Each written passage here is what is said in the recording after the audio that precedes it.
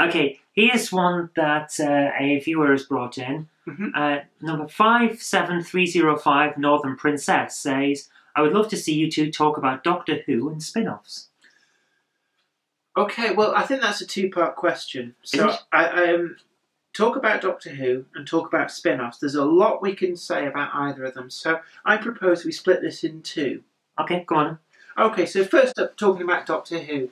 Yes, we are Doctor Who fans. Yes, we are Whovians. Yeah. And not Whoers, as the Northeastern local radio used to call them. Because Star Trek fans are called Trekkers. So their view was, Who fans should be Whoers. Yeah, but the thing is, though, with the Geordie action, it sounds like whores. Yeah. In the Northeast, a person who sells themselves on the street is a Whoer. Yeah. But... and I can say that because I'm from the Northeast. Right? Yeah, okay. The thing about Doctor Who is, yeah, I like Doctor Who, but I'm in the camp where, in my view, Doctor Who ended in 1989. And everything that came afterwards is a poor facsimile of Doctor Who. I did grow up watching Doctor Who, and I've still got some very vivid memories as a child watching, and actually been a little bit scared at times by Doctor Who.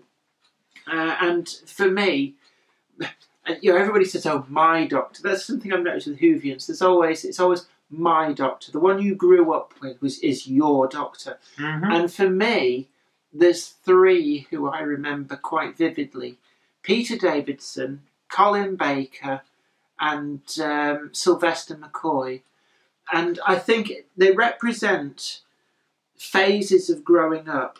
When watching Peter Davison, I was a lot younger, so I scared a lot easier. So I found it very weird, and it kind of induced nightmares.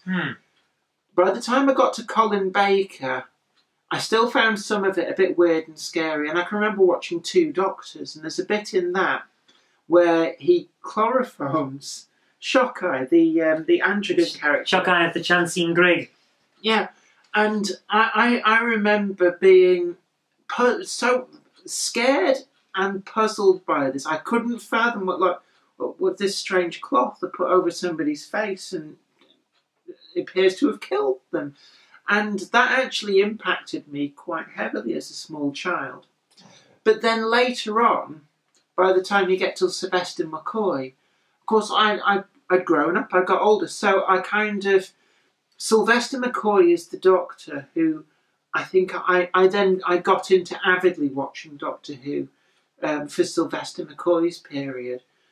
Because up until then it would be a case of you dip in and out. If it was on and you'd watch it, but you wouldn't fight to watch it. Like, I need to see the next part of this serial. But with Sylvester McCoy, I used to sit there and watch it regularly, and I can remember with great affection things like Greatest Show in the Galaxy, Remembrance of the Daleks, Curse of Fenric, Ghostlight, Dragonfire, all of these different serials.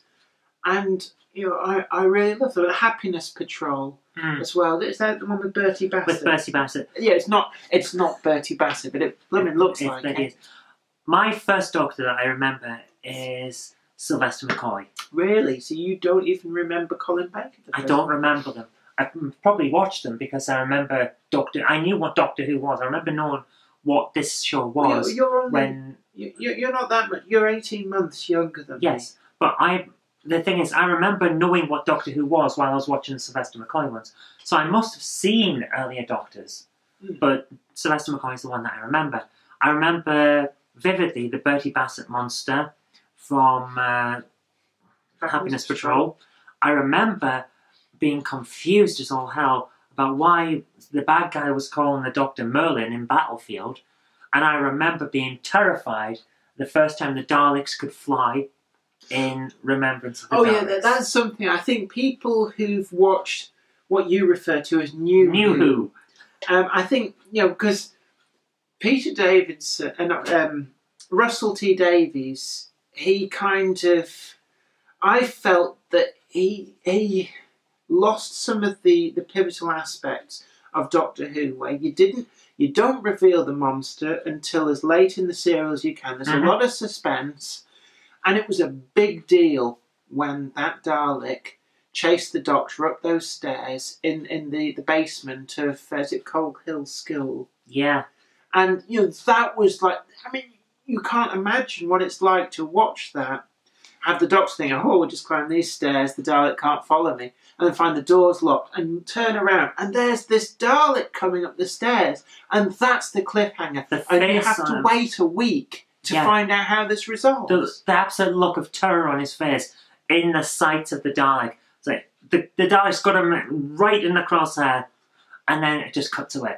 And it was terrifying, because with Daleks being able to go upstairs, nowhere's safe anymore. So as a kid, it's like, I can't just run up to my bedroom.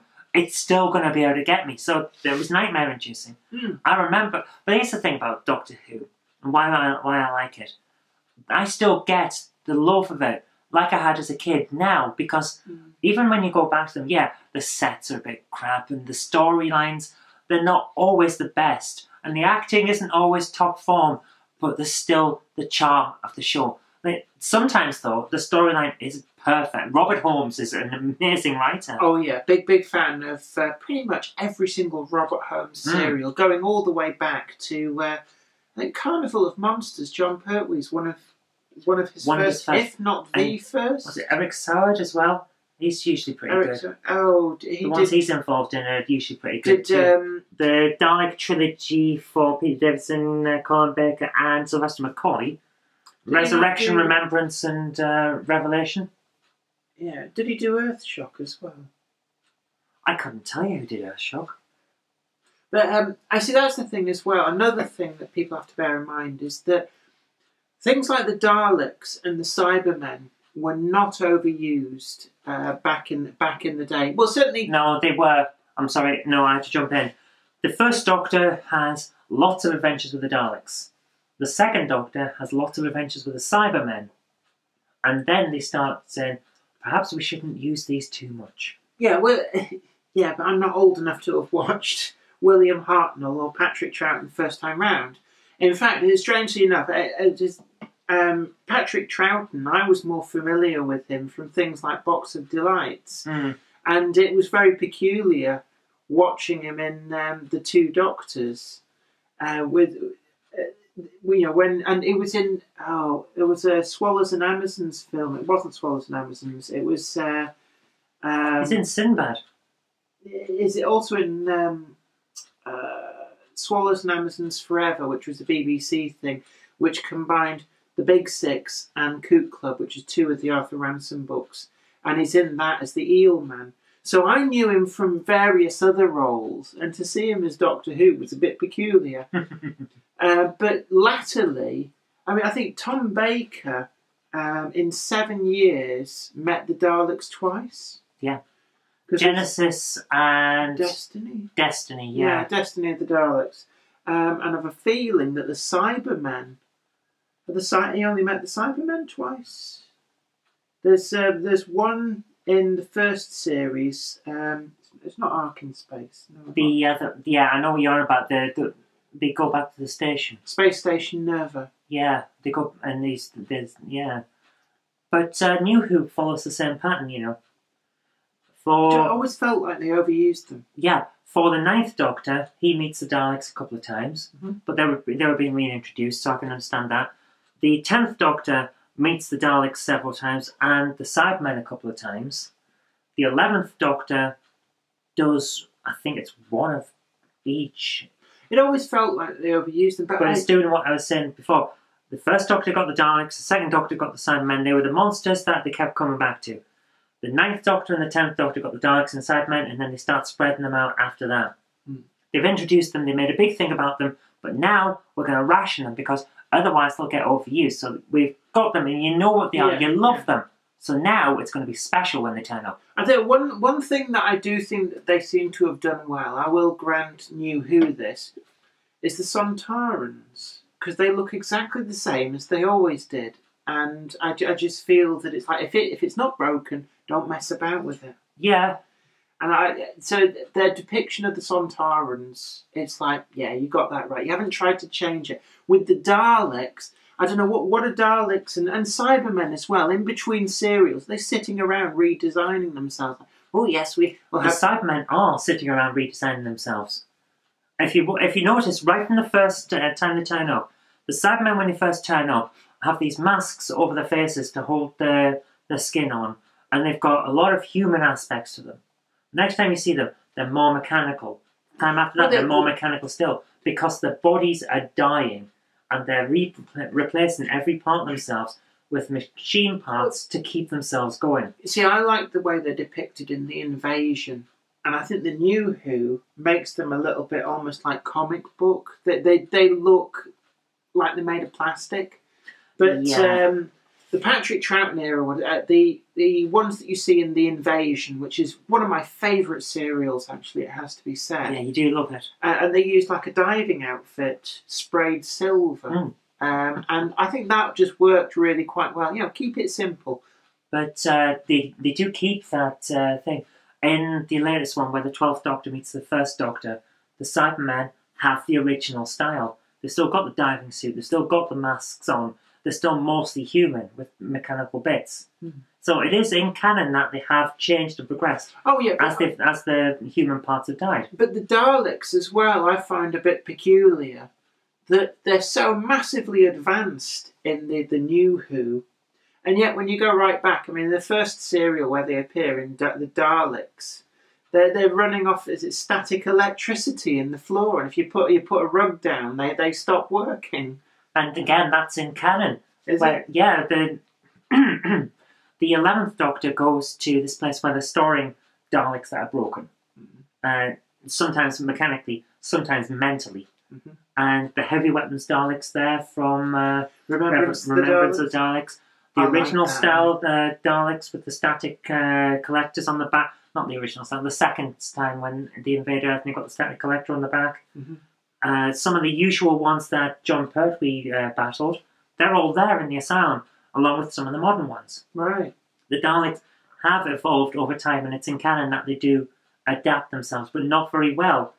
They're not as changing as the Cybermen because the Dalek believes that it's perfect. So it's very hard for something that believes it's perfect and the epitome of perfection to realise there's a fault and that needs changing. So they change less. See, I always found the Daleks, I found them quite scary because... They're so inhuman. Yeah, that's it. That's one of the things that a lot of things like Star Trek as well have found, is that if your monster of the week just looks like a bloke in a rubber suit, it's not frightening. But the Dalek is so nothing like a humanoid person. There's no legs. It trundles about. It's weird. And I think it's why in Paradise Towers, the caretaker, that scared the life out of me as well, for a similar reason. And you could argue, it's just a weird machine. Yeah, it doesn't move like a person. At all. There's no trace of humanoid movement. And Star Trek has a similar problem with the Borg. They're basically robot zombies. And they're depicted as this horrific thing that you can't stop. And it always looks like a guy in a gimp suit from a fetish shop with a few bits of camera parts stuck to him.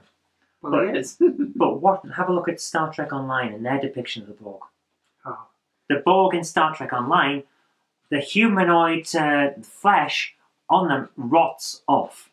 You have bits where most of them are machine. So they're a bit more like a Night of the Living Dead goes through a bunch and of all radio the parts shack. that are falling off because it's dying is a machine part to replace it. The Borg in Star Trek Online are terrifying. But I think we've covered that pretty well. Yes. Nerd side represent.